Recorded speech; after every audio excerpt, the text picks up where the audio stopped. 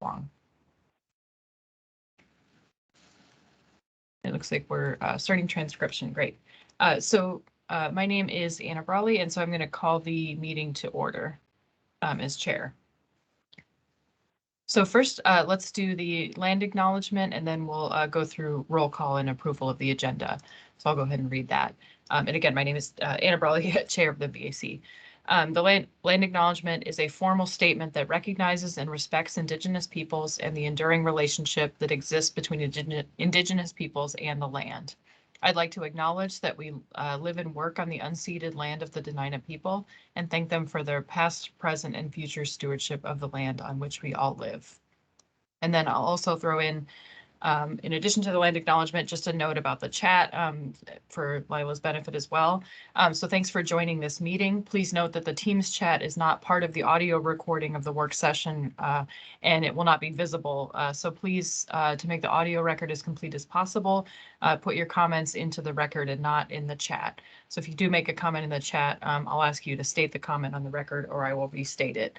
But also please feel free to use the chat to note that you want to ask a question to get in the queue, or if you have other want some clarifying information. So with that, let's move on to roll call. And Lila, could I ask you to run through the roll call, please? Thank you. Ms. Brawley? Here. Ms. Hall?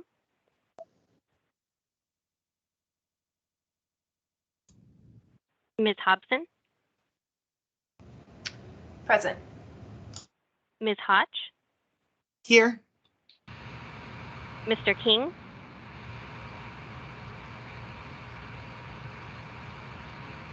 Mr. Clouda? Here. Ms. McConnell?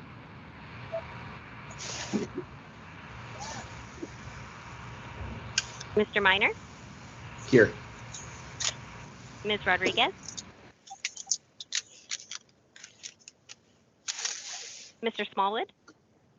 Here. Mr. Salt? Present. Thank you. Okay, thank you, Lila. And that does mean we have a quorum. Please mark, let's see, Carolyn, Jonathan, and Alyssa as excused. They had reached out ahead of time. Thank you. Okay, so moving on, let's do approval of the agenda. So I'm looking for a motion and a second to approve the agenda. Tasha, move to approve the agenda. Second, this is Nolan. Okay, thank you. Motion by Tasha and second by Nolan to approve the agenda. Are there any additions or corrections? Okay, hearing none, is there any objection to approval? Okay, not seeing or hearing any. So then the agenda is approved. So next we have informational reports. First, the chair's report, and I don't have a lot of information to share. Just thank you to everybody for being flexible and able to move our meeting to the second Thursday in order that we could hear from the administration about the first quarter budget revisions. And I believe that's it. So I will move on to assembly report, and it looks like we have Assembly Member Dunbar. Would you like to go ahead and give a report? Thank you, Madam Chair. I don't think my report would sort of be duplicative of what you're in here today. Everybody is on their radar that we have a work session tomorrow on the budget and then another one the following Friday. And the following Friday is when we hope to have assembly amendments ready to go.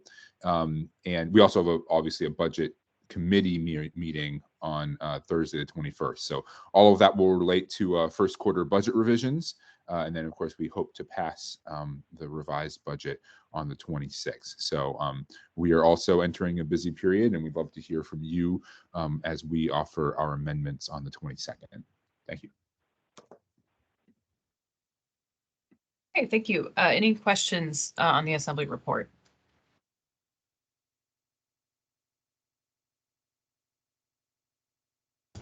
This is Lindsay Hobson.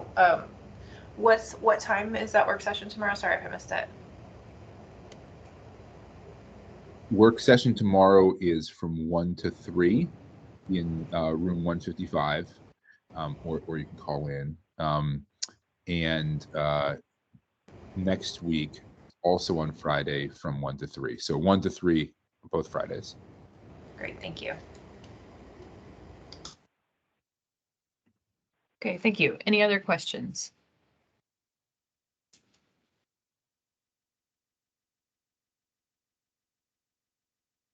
Okay, I'm not seeing any additional questions. So thanks, Mr. Dunbar. And let's move on to the ASD report. I see we have, sorry, where'd he go? Jim Anderson as well as Carl Jacobs. Yes, ma'am. I think Carl must have just joined. I think everyone's tracking that we had an official announcement this morning. The school board did select a new superintendent. So great news for the district moving forward. And of course, all of us in the district are certainly going to miss Dr. Bishop for all she's done in the past 6 years. Other than that, I'll hand over to Carl, if he's fully online yet.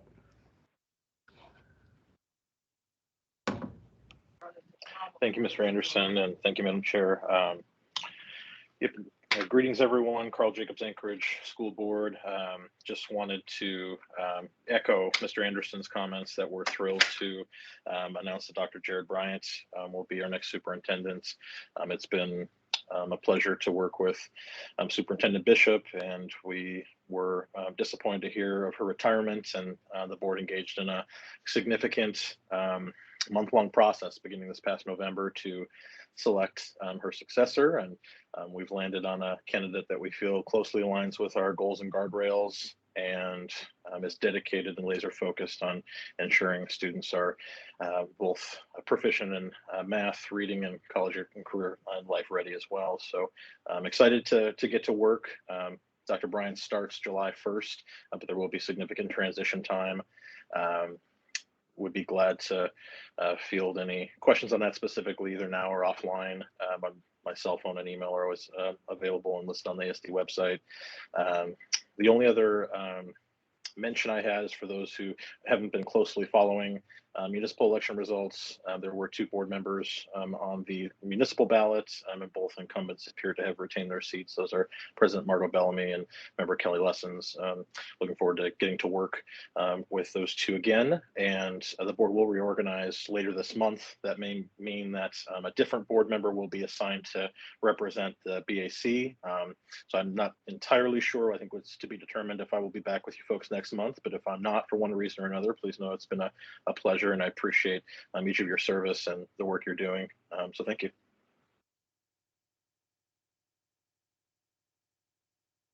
Yes, thank you for the updates. So, and I guess 2 things before we move on to questions. I also want to acknowledge congratulations to the to one of our members, Randy Salt, who is, it looks to be going to be taking the District 6 or South Anchorage seat. So congratulations, Mr. Salt. Thank you. Appreciate it. And I suspect that means that you will be vacating this position, but we'll we may see you again as member, or we'll deal with that when it comes. And then also just to clarify, if you could, I missed the announcement this morning. What is the first and last name of the new superintendent? Jarrett Bryant, and I can send you a link if you'd like, Madam Chair, with more information. Okay. Yeah, and I would encourage, if folks do have questions or are interested in that, to please reach out to the ASD folks directly. Okay, any other questions for Carl or Jim? Real quick, Dr. Bryant, was that the one from Texas? You just refresh my memory. Yes, it was. Okay. From Houston. Appreciate it. Thank you.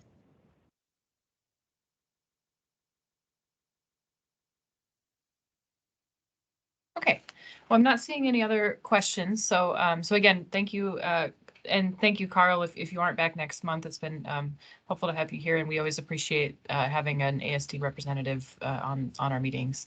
So thank you for that, and school board. So with that, why don't we move on to our main topic today? So I will turn it over to Cheryl for the OMB report, which has multiple significant topics, and also direct folks again to your email if you want to follow along in addition to what will be shared on the screen.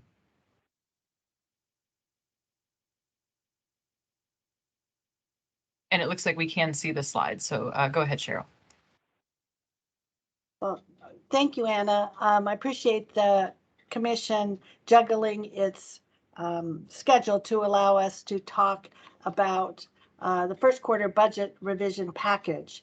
And we submitted it to the assembly last week, or was it this week? How time flies.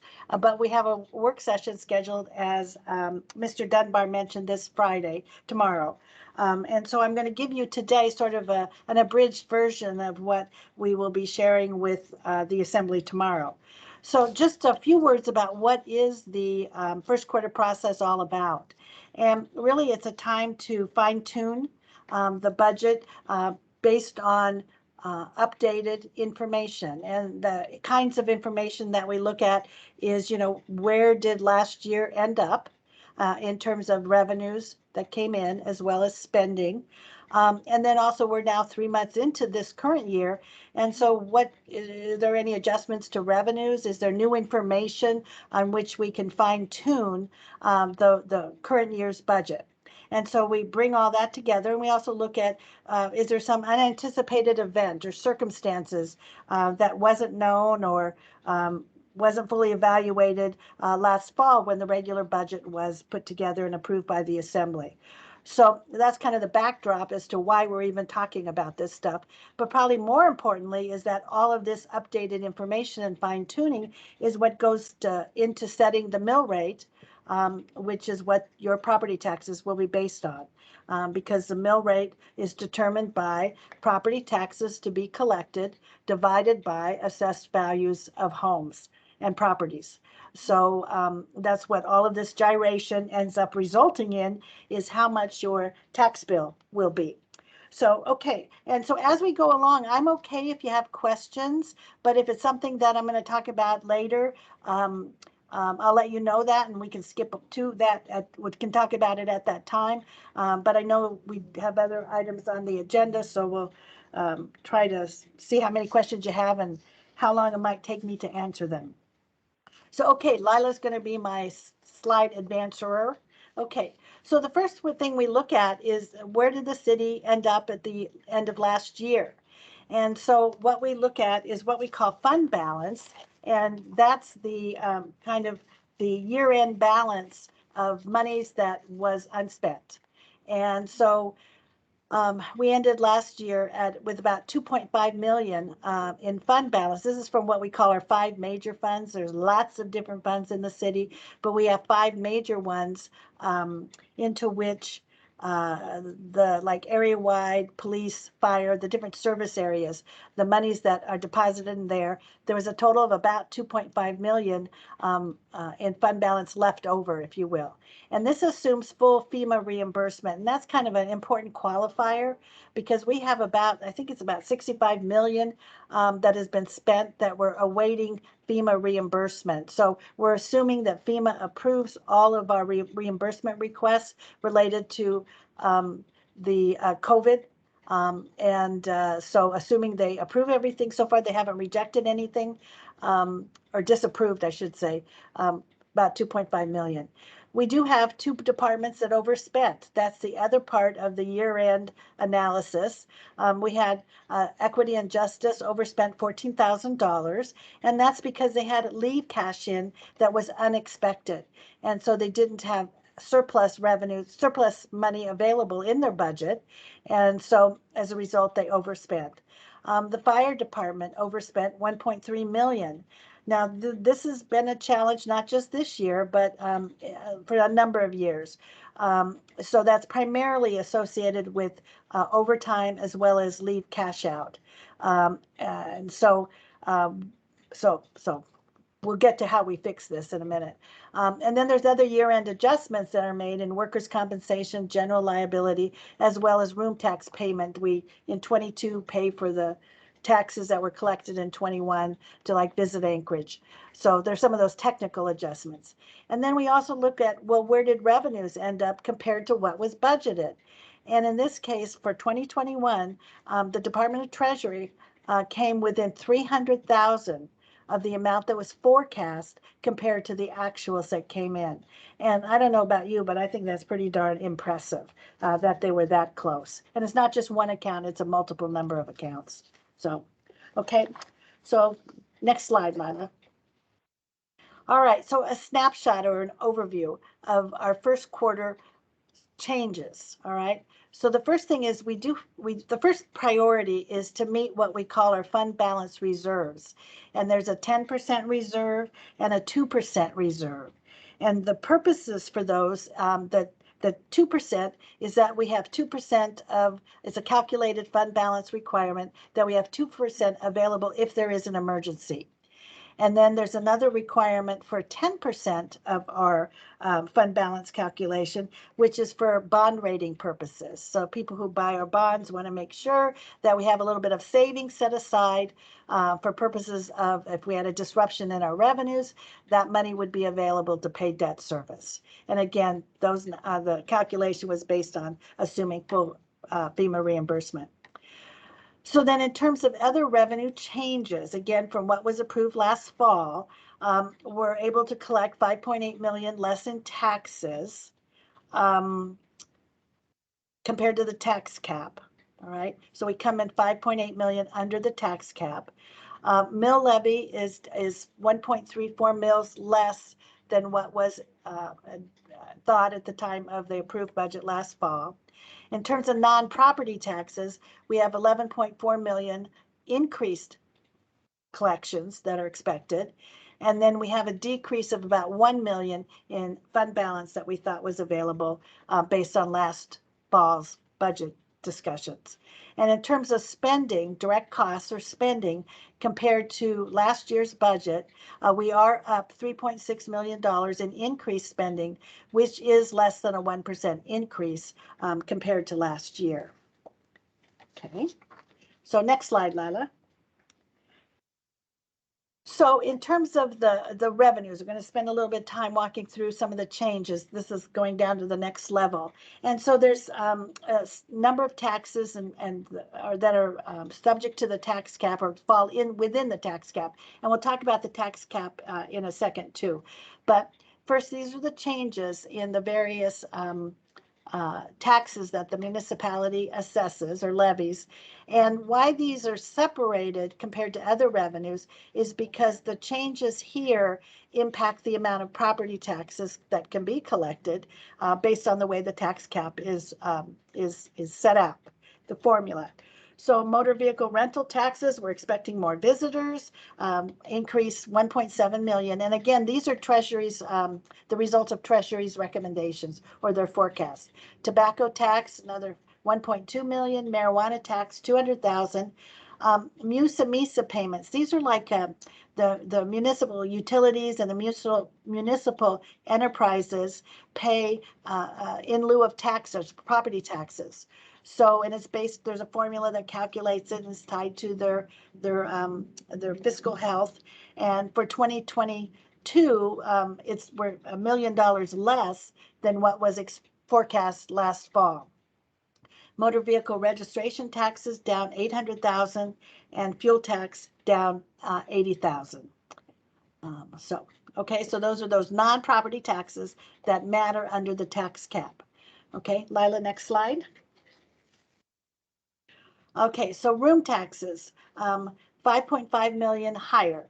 And associated with that, though, there's another 1.8 million in direct costs or spending for, we send money to the Visit Anchorage that comes in from the room taxes. And we also have a reserve account associated with the Denina and Egan Center that receives receipts from the room tax. So yes, we got $5.5 million increase, but then we also, it's associated with a 1.8 million increase in spending.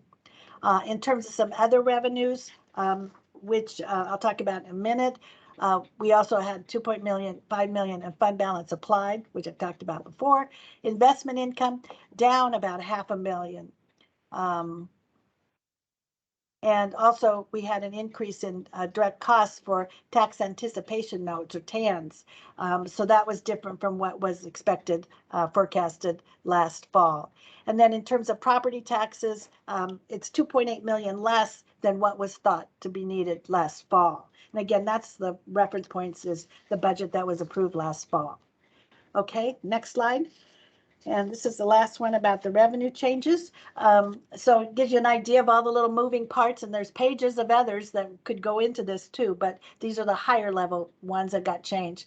PFD garnishments, depending on the amount of the permanent fund dividend, the city does garnish that to pay fines or other obligations that are due to the city.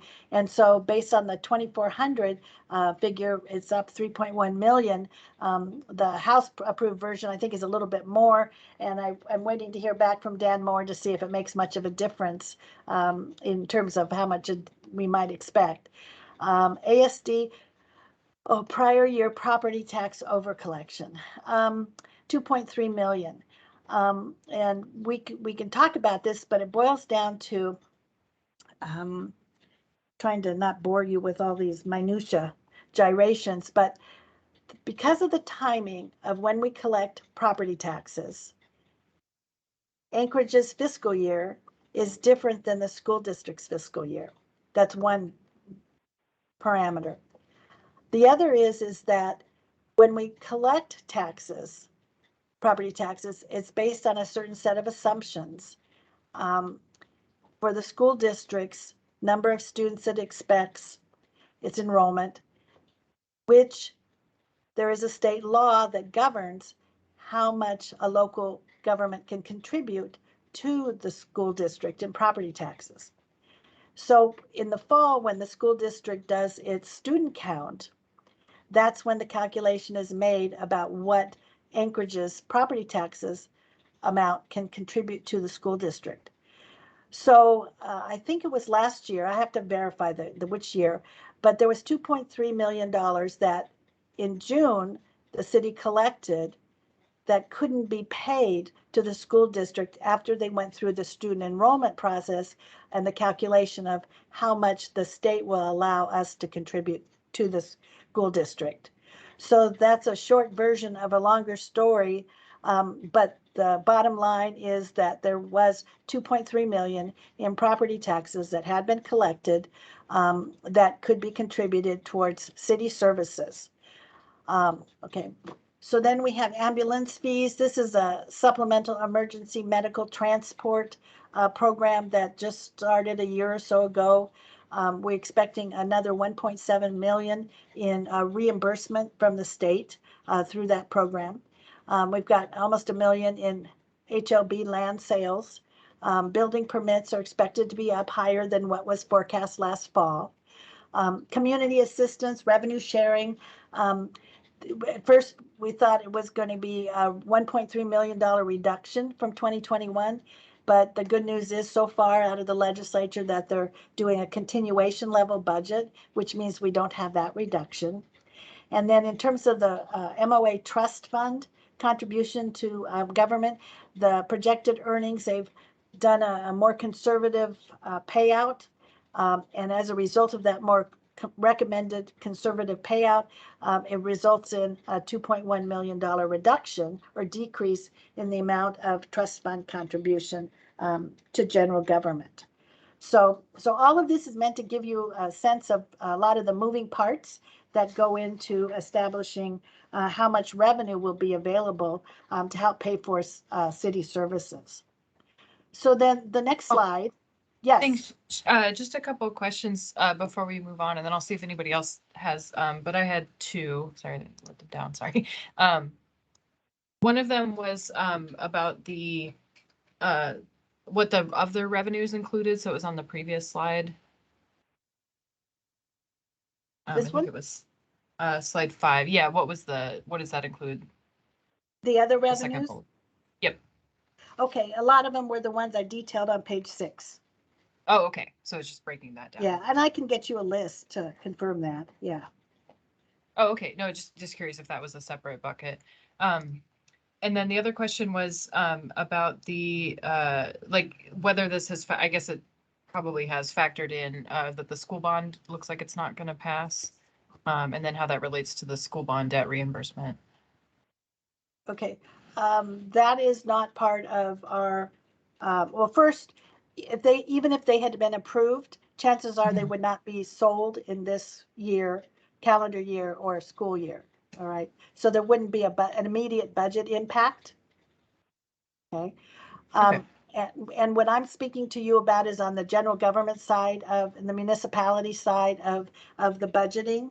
And the school district, when we get to the very end, we've got a list of all the different bills that have been introduced. And we do have the school district's assembly documents listed there. And so that's the document that addresses payment of school debt. Okay, thank you. And Okay. and thanks for the reminder. I guess this is operating budget. Okay, all right, okay. So tax cap. Lila, you want to move forward? And so you have a separate, because you can't read this, Lila did include in the email that she sent to you the tax cap calculation as a separate piece of paper. So it might be interesting if you're, I should say, if you're interested, we could do in a future session a walkthrough about how the tax cap works and how we all the moving parts that are involved in getting to the limit on property taxes that can be collected. And so this is the formula and the updated information. You compare 21 to 22, so you can see where changes were made. But otherwise, my intent was not to go through this one, but line by line. But if you are interested, we could certainly do that at another work session, another commission meeting. So,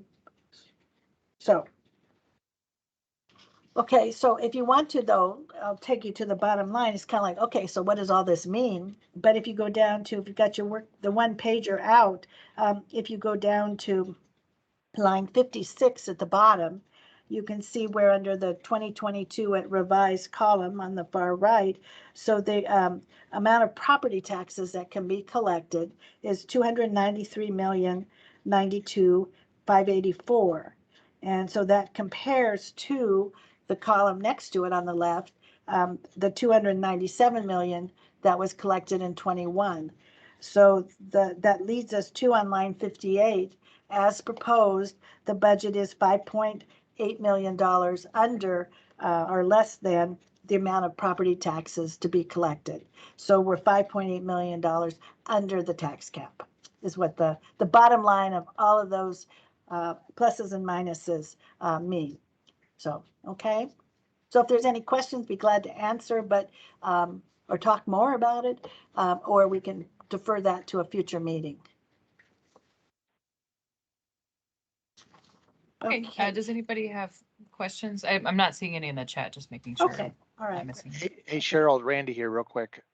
Yes. So a lot of the under and over budget items, is that cyclical in nature just because it's Q1, or do we expect that to be consistent throughout the year? Any guess or insight into that? Do you mean in terms of the tax cap? No, in terms of the previous numbers in the slide Oh, pack. okay. Yes, no, and now we'll get to exactly that point. Okay, In thanks. terms of when we talk about spending. Okay, it looks like Mr. Clouda had a hand up. Yes, through the chair. I was curious, and I apologize if you said it, but I didn't see it in the slides. The amount, we're about 5.8 million below the tax cap as far as what we're collecting property taxes. How did that amount change from the original budget versus the revised budget? Yeah, we were, I think it was 2.8 million last fall. The projection, let's see. A property tax 2.8 million at compared to we're 2.8 million more in less taxes. Okay, thank you. That's on slide 5. Yeah. Okay, all right. Anything else on that part? Okay, so we'll move into spending. Okay, so we're back to slides. All right, so in terms of spending changes compared to last fall's budget. So we've added the major areas of spending are 2.9 million to the fire department and 2.7 to the police department. And some of, like Randy asked, some of the, there's been not historical, but these two departments have been challenged in having either enough funds or managing the funds they have to meet their overtime costs. Because they certainly, they're different than the rest of government in terms of the demands on them. So we were making a concerted effort to not have, like, the fire department exceed its budget, as I mentioned earlier in the presentation. And so we gave them we're proposing another 2.5 million to cover the overtime. They also have a new collective bargaining agreement for the union, and that added 965,000 of additional funding. And we also had a savings from the fire hydrant maintenance of 620,000. And so what this story is that the fire department pays AWWU to maintain the fire hydrants. And so the issue went to the RCA, the Regulatory Commission of Alaska, to review this payment structure. And they concluded that some of the commercial users should be paying for fire hydrant maintenance. And as a result, that means a savings of what the fire department doesn't need to continue to pay to AWWU, but then some AWWU customers will see an increase in their rates. So the cost didn't go away. We're just rearranging who's paying for it. But in this case, it's resulted in $620,000 of savings in property taxes for this purpose. So in terms of the police department, 2.7 million additional fundings proposed, most of it for overtime. They also have a couple of contracts that have a CPI escalator, and so for the Anchorage Jail and the Girdwood Police Services. So those are proposed for additional funding as well. Okay, next slide. So some of the other areas for major spending changes is, as you can read from the list, we have another municipal union, employee union, has new contract and its terms of $243,000. We're also proposing for non-representative employees and executives, 1% increase, and that would start in July. And that 1% is similar to what AMEA has for this year and some of the other contracts. We have a new property appraisal system called CAMA, and it's going live in like a week. And this is to cover the additional debt service costs and some support costs. Maintenance and operations, facility contract increases, 248,000. The museum and the Performing Arts Center, another contract increase of 127,000. City Hall lease, CPI, again, every 5 years it goes, can be escalated, 250,000. So then we have 689,000 that's proposed for ASD pools. And before the assembly says, "I told you so," this is something that the mayor did propose to decrease. This was his reduction. And upon further reflection and the role that pools and safety and learning how to swim, he's requesting that he add it back. And so that's another 689,000. And then we go through what we call a scrub of matching up the budgeted amounts with the individuals that are actually in the positions. And so as we have a lot of turnover and new people are hired, they often will come in at a lower place on the pay scale than the retiree or those that resigned or left. And so we went through a pretty exhaustive process of doing this scrub, and we've realized $2.4 million in savings without one person losing a job. And so we're pleased with the result. So any questions about that? Okay, next slide. So in summary, in terms of the differences between the budget approved last fall, 22 approved, compared to first quarter, you can see that spending is up 10.9 million. Property taxes are down 2.8 million in total. the mill levy is down 1.34 mills. And so what that means to taxpayers is that the 1.34 mills translates into $134 savings per $100,000 assessed value. And so the assessed value, the average assessed value of a home here is $420,000, which translates into a savings of $563 million. Yeah, $563. So that's in terms of translating to what does it mean. Okay, next slide. We're almost done. Okay, all of the moving parts. So this is a list, if you want to have a scorecard, of all of the different pieces of legislation that get introduced and come before the Assembly as they sift through final approval of the budget. So we have information, AIM's informational memos about where the year ended in revenues. And that's already come before the Assembly, and they accepted the report on 4/12. We also have an expenditure status AIM that's the budget to actuals that you guys receive each month. We do a final one, and that was accepted on 4/12. And then we have another one that was introduced recently, and this is to fix that overspending. When I talked about the equity and justice and the fire department, we go back to the Assembly to get them to approve the we're not going to do it again, they say, piece of legislation. So that's before them. And so then we have our general government, GG is general government revised budget, and that's all the changes I just described.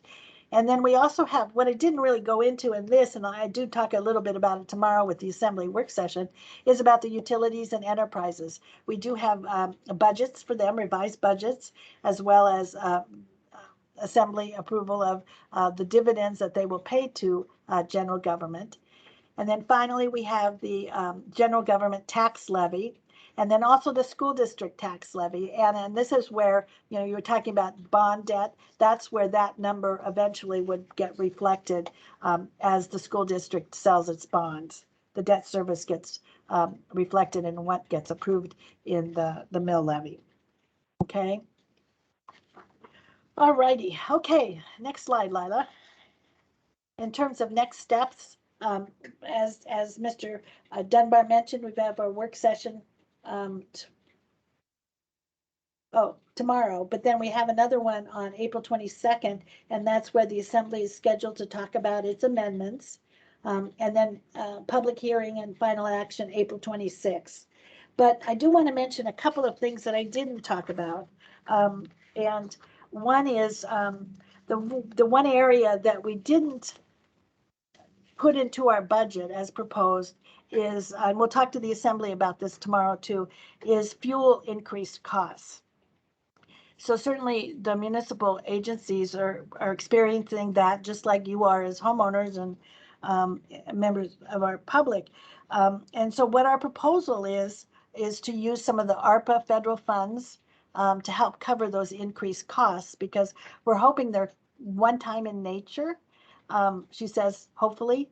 And so we thought it would be an appropriate use for the ARPA funds. But like I said, we will talk to the Assembly about that. So that's one area of an increase that's not yet reflected in the proposed budget. And then the other is alcohol taxes. So I didn't include the slide about proposed changes. Alcohol taxes came in about 1.7 million higher for 22 than we thought last fall. And so that will be another area of spending that can be, additional spending can be made because the revenues have been forecast. So that's not, I didn't include that slide in here either, in the interest of time. So with that, that's the end of my overview. Okay, thank you, Cheryl. Yeah, there's a lot of information in there. So I'll ask folks to use the raised hand. And then I have a question just to start out, maybe if you could go back to slide 10 and maybe unpack the mill levy piece. And this is maybe just my ignorance for how this works, but how, I guess, what is reflected in the reduction in property taxes, and then how is the mill rate calculated? And then after that, we'll have Jim Anderson. Okay, sure. Well, the mill levy calculation, you take amount of property taxes to be collected. So the 293 million that's on the page 10, 092584, you divide it by assessed valuation in the municipality. I was just looking for my cheat sheet. So the assessed valuation for 22 revised is 36,237,162,319. That's 36 billion. You divide 293 by the 36 billion. That equals I think it's 0.00134, and then you multiply it times 100, and you get to your mill levy.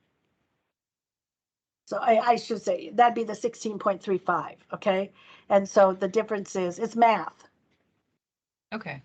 And if I remember correctly, I know folks were talking about how the assessed value went up, so that's maybe part of the math as well, but I guess the numerator went up and the denominator went down a little bit. Well, they both went up. Oh yeah, sorry, they both went up. Yeah. Okay. Okay, thank you. But what went down, excuse me, what went Oh. down, I'm sorry, what went down is the amount of property taxes to be collected. Okay, so that went down, the assessed value went up compared to what was known at last fall. So, and we do have another presentation. We did this with the Budget and Finance Committee a couple of months ago, just all about mill rate calculation. So again, if the commission is interested, we could walk through that one as well. Okay, yeah, I think that would be great for another meeting, obviously, but Yeah, it's I kind need of to. interesting. Yeah. Okay, thank you. So next we have Jim Anderson, and then I see Randy, and then Forrest had a question as well. He gets So his go ahead, chance Jim. tomorrow. Oh, I'm just kidding. Thank you, Cheryl. I was just curious. I know in the press release, I thought it said 5 million for police. Does the budget revision add back SRO funding? I'm sorry, does it add that what? SRO funding? No. Okay, thank you. Because that's funded in the city's and the school district's budget, is my understanding. Well, but not through June, it isn't. But the answer is no. The 2.9 and, excuse me, the 2.7 for police is the overtime and the CPI increases for the two contracts.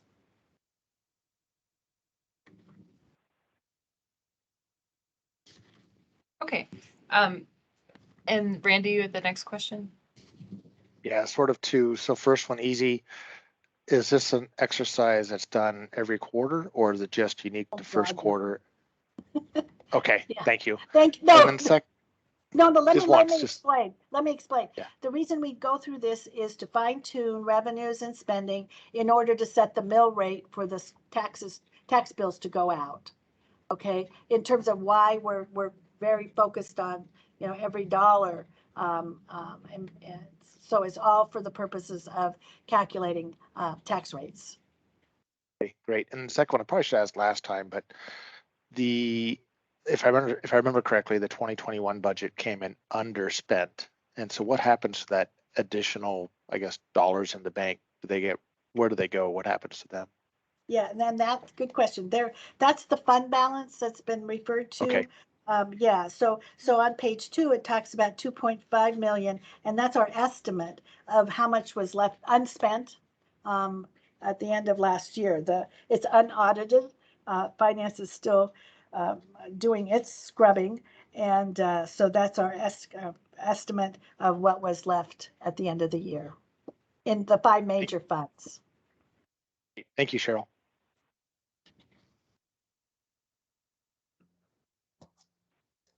Okay, and just a reminder too, if you still have your hand raised, please lower it unless you have another question, just so I can keep track.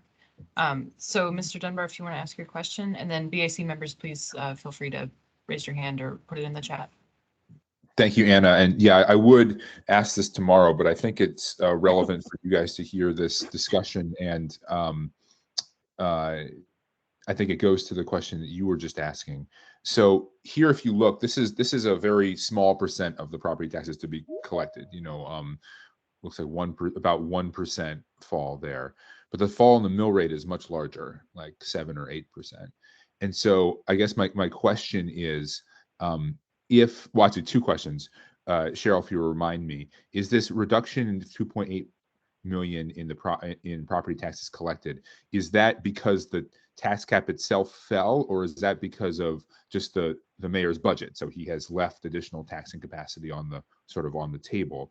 And my second question is, if that taxing capacity was restored, that is if we were collecting 295.9 million instead of 293 million, what would be the fall in the mill levy? Because I think the mill levy would still fall because of the very large increase in the denominator that is the total assessed value. So yeah, two questions. One, is this a mandatory reduction in property taxes, or is it the budget? Is it discretionary? And then two, if that difference was zero, what would be the still change in the mill levy? Okay, okay. First, okay, the mill levy is based on the amount of taxes collected divided by the assessed value. So if you collect more, then the mill levy will go up. Okay, so if you collect, because you're allowed under the tax cap calculation, almost 299 million of property taxes. So if you collect the full 299, people will pay more in taxes via a higher mill rate. So there's 5.8 million, which, as you describe, is left on the table. But if you tax to the cap, you'll be collecting more property taxes. What about, let's see, about 1.1 million more than was collected in 2021. That's correct, but it doesn't mean the mill levy actually will go up, right? The total amount will, but if the assessed value is much higher, the mill levy still could fall. And so my question is not going to 299, but if it was left at 295.9, what would be the mill rate? Okay, well, we'll just calculate it. I'll calculate and have it for you tomorrow. Great. Thank So you. you want us to assume we're going to collect the 299? No, I want to know 295.9, what's the mill rate at the mill levy there? Because I don't think it's 17.69 anymore, unless you're saying it is, but the denominator has increased really dramatically. And so you see what I'm saying here? Gotcha. Yeah. I'm with you now. Okay. So if we had the same assessed value, what would it be? As last year. I want you to take the 295.9 and divide it by the new assessed value, because the assessed value in 1Q is different than when we built the budget back in November. Right. Okay. All right. I got it. Thank you. Will do. This is Lindsay. So I had the same question as before. So, I mean, to clarify, are you asking, holding the 22 approved constant, just adjusting for the increase in property values? So, right. Because here we're showing a very large fall in the mill rate. I think the implication from this slide is that it's because of the reduction in property taxes, but that's actually not the case. I think that the majority of that mill rate change, which is a positive thing, is driven by the increase in assessed value. And so when they say we're saving you $135 per 100,000, it's a little bit interesting because if people have an increase, the total value of their house is increased, so the actual impact on their wallet is something different than $134. Okay. Yep. Thank you. Okay. Do members have other questions? I don't see any hands raised at the moment, but please speak up.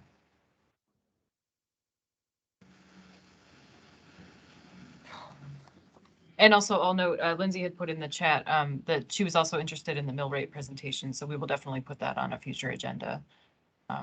If not next month, then we'll find a time for it.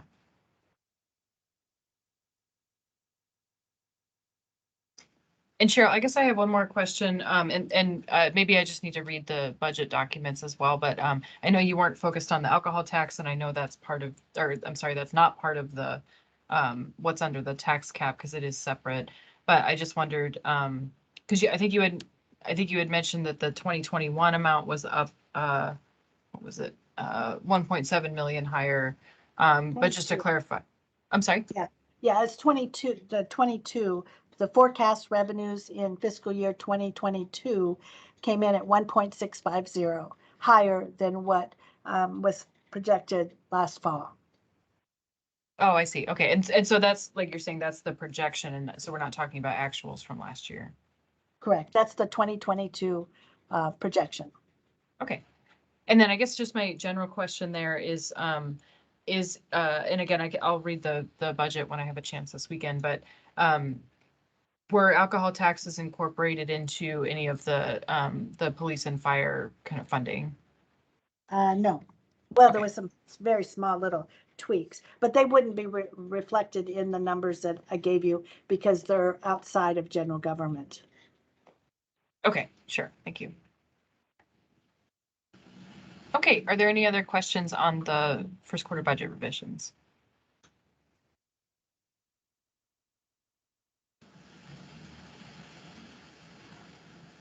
Okay, I'm not seeing any in the chat or any raised hands, so I think the next step then is just to encourage members to watch that work session tomorrow, and to if you do have questions, please feel free to follow up with Cheryl, and we'll keep an eye on it.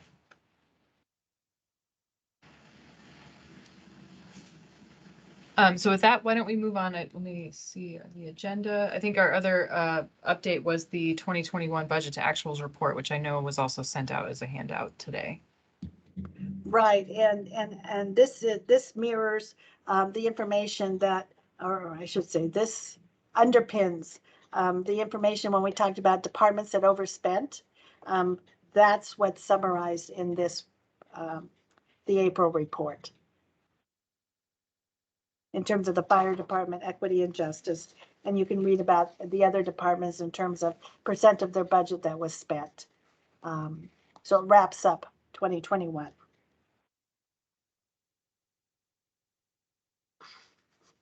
I'm assuming you don't want me to go through this line by line. Yeah, I don't think we need that level of detail. Yeah. I do But if you have have one. any questions, yeah. Yeah, I have a question. Then again, folks, please use raise hand or put in the chat. Just in general, as I guess just a general policy question. So some of them obviously are over 100%. Most of them are slightly under. Is there an obligation that if they did go over to rebalance them to where the budget was, or I guess how does the actual interact with the budget retroactively? Yeah, no, Anna, that's a great question because as part of the behind the scenes work, we had more requests than got actually included in the mayor's proposal to the assembly. And so what we do as part of our process is we look at the department's capacity or their ability to cover some unanticipated expense. And so that's where, well, last year they spent 95% of their budget. You know, why did they have 5% unspent? Is that 5%, did it continue into 2022? And therefore talk to the department about then, can you cover this with your unspent money that you had from last year? I mean, it's not the same unspent money, but it's the budgeted amount continued. So we go through that kind of an analysis to identify the department's capacity or ability to cover something that was unanticipated instead of giving them new money to pay for what they say is a new expense. So that's kind of the background of the process.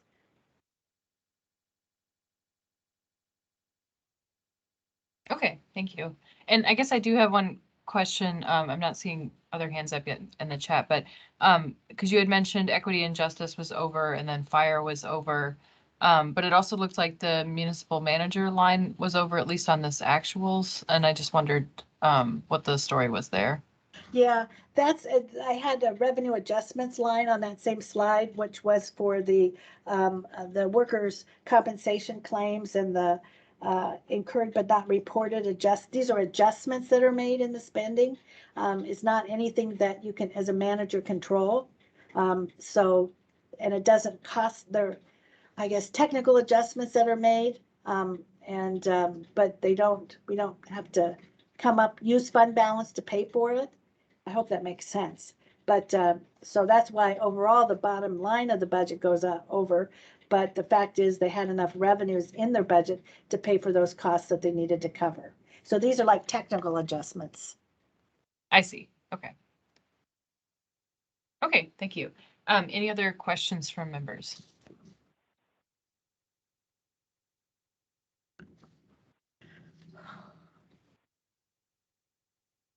Okay, I'm not seeing any.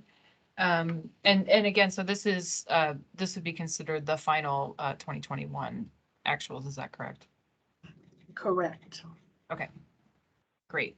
And I know folks have a copy of that. Okay, so if there's no other questions, let's go ahead and move on. So our next item is audience participation. I don't believe we have anybody who would be considered just an audience member. But I'll just see if anybody, please speak up if you are. Doesn't look like it. Okay, so let's move on to BAC open discussion.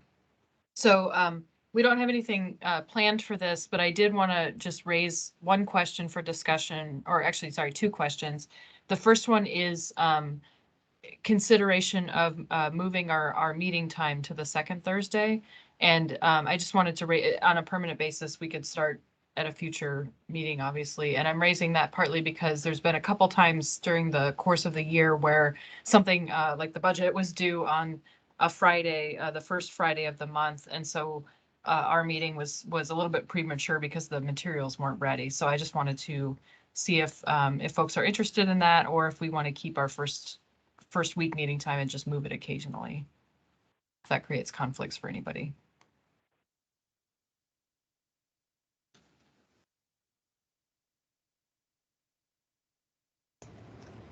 This is Lindsay. I think that makes sense. I think I kind of have this time set aside on my calendar. Anyway, I think that would make sense.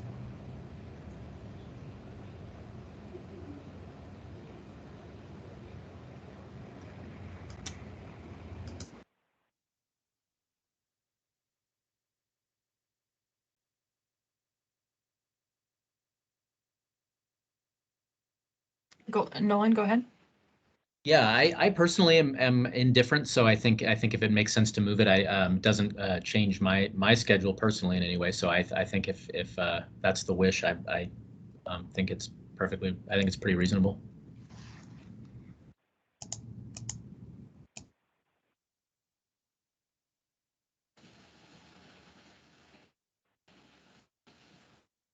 Okay, thanks, Randy. I see you're flexible, and I also acknowledge there are some folks who aren't here, so that could mean that they're not normally available. It could just mean that they had a conflict today. And then I guess I think I mentioned this informally to staff, but Cheryl and Lila, I don't think there's any standing meetings in the way of this time, but I just wanted to check with you guys as well, if you know of any conflicts.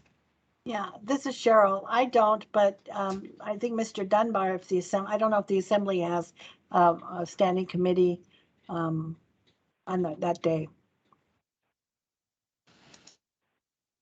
Sorry, could you say the day again? Which day are you referring to, Anna? Oh, it would be today, the second Thursday of the month, instead of the first. I don't see any standing meetings. I mean, certainly this month. Let's see here. Oh, you know what? No, I take that back. No, we do. We have the budget and enterprise, and it looks like next month we have I'm sorry. Ugh, I'm looking at the wrong date. The 12th. Forrest. No, I don't see anything on I the 12th. think the budget committee's on the third Thursday. Yep. I was looking at because of that's right. So no, I think the second Thursday, I don't think there is a standing committee then. So I think it would work fine. Okay, This is, yeah, thanks. This is, sorry to interrupt. ahead. This is Desiree Camacho, Assembly Budget Analyst. You guys are correct that we have budget and finance and enterprise and utilities on the third Thursday. But we do have the rules committee. It's usually on the second Thursday of the month from 1 to 3. The schedule does get changed every now and then, but that is the standing time right now. Okay, thank you, Desiree. So I guess I'll suggest the next step then would be we'll send it out as a poll to the full Budget Advisory Committee and of course our commission, and that will include our assembly reps as well, and also ASD, just making sure that there are no kind of standing conflicts, and then we'll decide hopefully by the May meeting, and if it's not feasible, then we'll stick with the first Thursday since that is on people's calendars.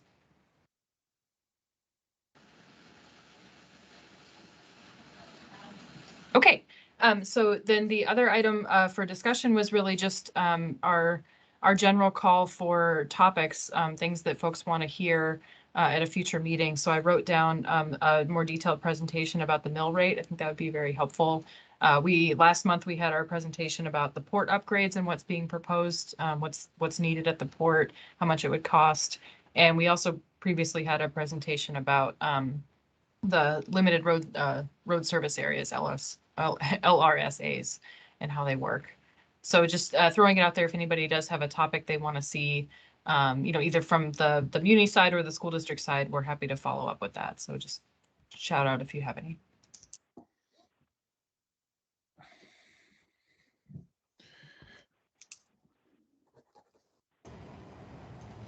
Okay, Anna, this is Lindsay. Are we going to resume our department meetings? Where did we land on that? Yeah, actually, thanks for the reminder. So we have that listed under the next topics, but I can give an update with that as well, especially if folks are still thinking about other topics. So I see that now. yeah, well, it's not a topic, it was just a heads up. But I can share, so Cheryl and I did meet a few weeks ago, and I looped in Nolan as well, because I was describing some of the work that the BAC has done in the past, and we were talking about looking ahead to the future months. One of the things that we did last year and haven't had a chance to follow up was we all, and have done in the previous years as well, we all identified departments that we're interested in learning more about and assigned those out. So that was back last year when Lance Wilbur was still in the OMB position. And so I did have Lila send that back out to everybody. And we would like to ask folks to look at that list of departments again. And I know at least Randy and maybe another member, newer member, wouldn't be on that spreadsheet. So we also need to make sure that you would be assigned to those as well. So that was one thing that we wanted to do, and really work with Cheryl and work with staff to get those scheduled with the department heads. Just have a sit down, learn more about your budget, ask questions, kind of understand also what the department does and what it includes, divisions and so on. So that's something we would like to do. We can talk about it more at the May meeting, make sure everybody has their assignments. And then we were aiming to do that basically by the end of the summer, or maybe by the end of September, kind of summer to fall, before budget season, so that we're not getting in the way of our department heads, which is why we weren't able to follow up last year in the fall. So that's one thing we've planned. The other thing we talked about was after having done all those department assignments and really being able to dig in and get more information and more knowledge as a group about those, that we would have our retreat. So basically meeting together as a commission, talking about what our priorities would be, what we're interested in accomplishing over the coming year, that kind of strategic discussion. And I understand that's something that's been done with the BAC in the past. I don't think since I joined, which would have been 2021. But for members who have been on longer, you may remember prior retreats. So those are just two things that we're still in the works with planning. And we'll be following up after. I know OMB staff are busy with first quarter budget revisions, so we can follow up after that.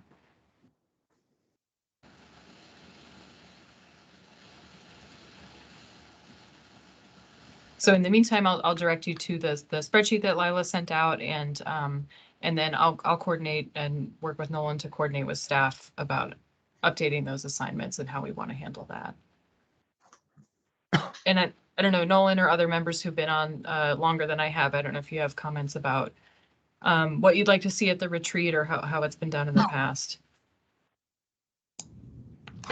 Yeah, Madam Chair, I'll jump in. I think I think in the past years we did find the retreat to be a pretty valuable exercise, especially given that we've all been separated by distance and doing this virtually now for 2 years. I think that the retreat could do us a lot of good. We usually use that time to look forward into the coming year and what some of our major priorities were, what are the topics of interest to us. We usually heard from assembly members and from the administration about things that they could use BAC's help on. So I do find it to be a really good way of sort of focusing our energies and attentions, on the year ahead. So it is a valuable exercise. And if I think if we're at a point where we can do those kinds of events in person, I think that would probably be the best format for doing it.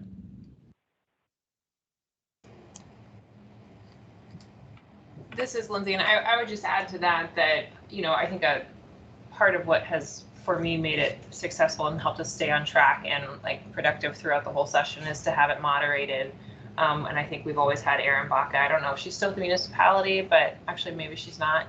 But I think that it has been fairly structured with activities to help draw out those priorities. And I can't remember everything because it's been a while, but there was certain structured activities that I thought were productive for this meeting, for the retreat.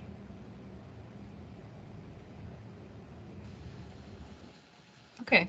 Yeah, thanks, Nolan and Lindsay, and maybe we can look back at those prior documents as well. Randy, I see you have your hand up. Yeah, I was going to say, I just appreciate the educational components as a new member. So if we can keep some of that in there, I'd appreciate it. Yeah, thank you. And I know we'll be working more with Cheryl and the staff to figure out what makes sense. I know another thing we talked about was Cheryl had the question back to our group, how can OMB staff support the BAC? And so I think that's one of the questions that I was thinking we should definitely tackle in the retreat, and then the results of the retreat will really make that more clear as well.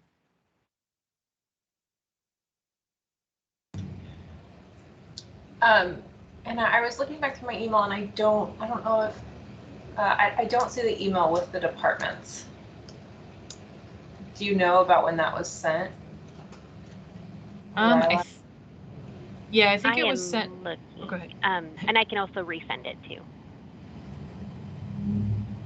Okay, yeah, why don't we do that? And then just a quick note. So when you resend it, when members are looking at it, obviously, please look at your own assignments and see if there's any that you, would like to change. I know that when we did this, we were trying to balance, larger and smaller departments so that one person didn't have all the big ones and someone else had all the tiny ones. So that's one consideration. And then Randy, I know you're not on the spreadsheet, but if you could take a look at all the departments, whether it's one that's already been assigned or not, we could do some trading around. I know folks, last time we looked at it, were very willing to be flexible there. So yeah, Lila, if you could send it out after the meeting and make sure that it's attached, and then folks can look at it before the May meeting. And then before our next meeting, I'll work with Cheryl to kind of figure out how we want to handle those changes.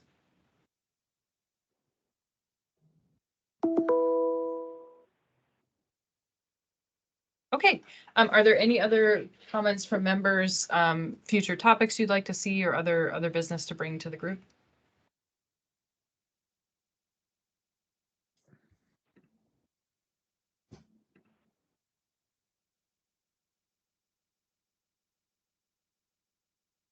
Okay, I'm not seeing or hearing any. I will say, please note for the record also that Carla McConnell did join us. Sorry, I forgot to do that earlier, but thanks for being here, Carla.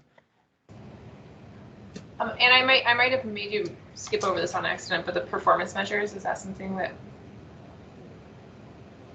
Oh, yeah, so that is something that we do plan to cover at our May meeting. And Cheryl, maybe you could just give a brief review of that. Sure, sure.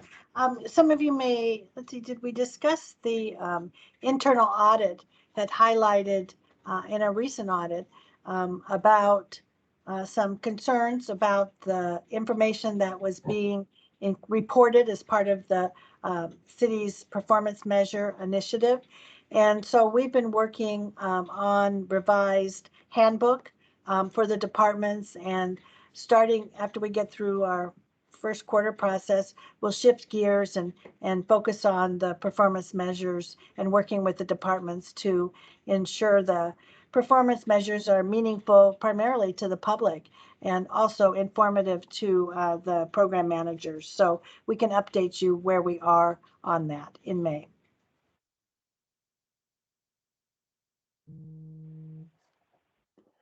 Okay, thank you for that. Any other questions, comments, topics for future meetings?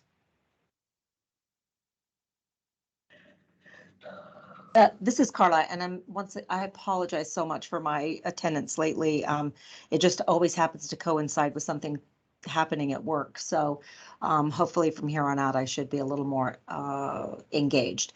But I did, since I've missed a couple of meetings, I am wondering, did anybody talk about or cover the increase or the possible lack of equity amongst areas in Anchorage of the property taxes? Did we go over that in any way?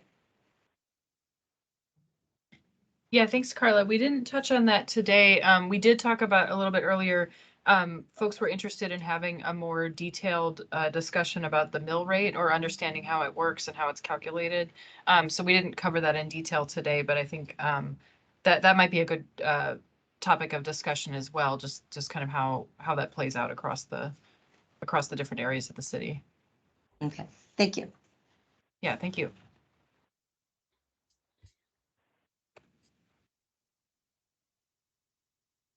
Okay, well, I'm not seeing any other hands raised or people off mute. So with that, I think just to recap, so there's work session tomorrow with the assembly about the first quarter budget revisions that we got a preview of. There's another work session next Friday on the same topic. There's a budget and finance committee meeting next Thursday where that will be discussed as well. And then at a future meeting, we'll deal with the department assignments. We'll hear about the mill rate calculation and how that looks different across the city. And then we'll be looking at those department assignments and planning retreat in the fall. So with that, I will entertain a motion to, oh, and sorry. And we also talked about the possibility of moving this meeting to the second Thursday. So we will, I'll ask Lila to follow up with a poll just to make sure that the folks who weren't here today can weigh in as well. And then we'll make a call on whether to change the meeting date well before the May meeting if we end up doing that. And otherwise we would be meeting next on May 5th. So with that, I will entertain a motion to adjourn. This is Tasha, move to adjourn. This is Nolan, second. Okay, any objection? Okay, hearing none, then we are adjourned. So thank you everybody for attending and thanks to our presenters. Thank you. Thank you. Thanks. All right, bye everyone.